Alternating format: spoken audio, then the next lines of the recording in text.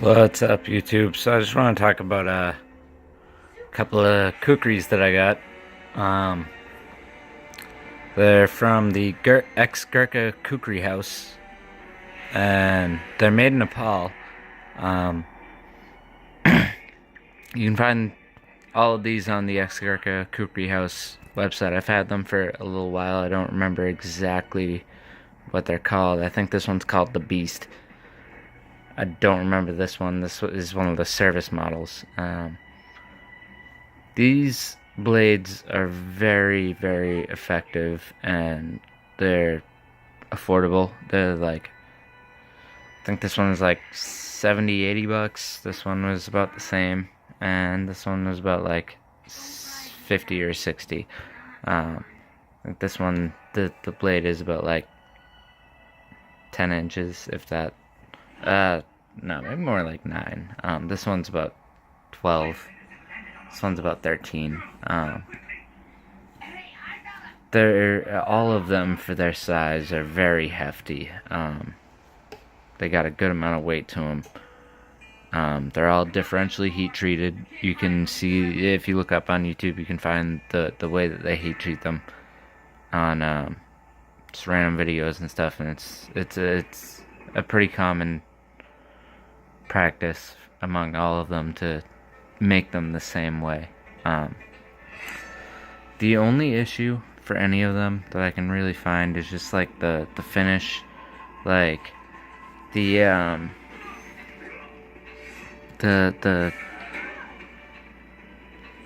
the pins here are not completely perfect. If you look at them, the wood scales are all perfectly held together. It's just, it doesn't look perfect if you're like that nitpicky. And then the bottom pommel piece, these are peened, but the pommel has nothing to do with how well the blade is held together and everything. These pommels are just for show, so this disc can slip a little bit when you first get it. This one, I hit it with a hammer on the peen a couple of times, and it just tightened everything down. Now this doesn't slip. Same thing with this one. This one was actually the best out of all of them. It barely could rotate. I hit it like once with a hammer, the peen, and it was completely fine. Very lightly. This one took a little bit more work. I had to solder some shit in there to. It was fit together pretty bad, but the actual function of all of these is par none. I mean, you're not gonna get a knife that really does its weight in gold and just work. These are all just heavy hitting knives.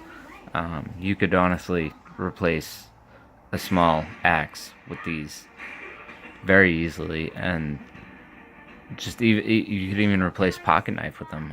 They function so well, and I mean they're all good, especially for the price range. The only thing that sucks is just the fit and finish wasn't quite there, which isn't really too problematic when you can look at the bigger picture, and you realize it can be remedied pretty easily.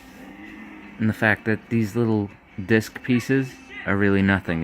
This is literally just a thin piece of copper. Everything else is held together by the way that they make it. It's just an aesthetic piece. It's not. It has nothing to do with the actual function whatsoever. Purely for aesthetics. So I mean, all in all, for the price range that you're looking at, these are really good. And this one comes. It has like brass inlays and stuff, and it's got some cool designs. It's a little bit rough around the edges. All of them are, but not by much. It's not like that picture perfect, $500 knife that you're gonna get, but it's all the same materials.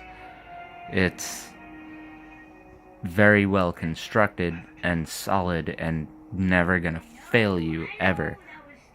but aesthetically it does have those kind of minor shortcomings.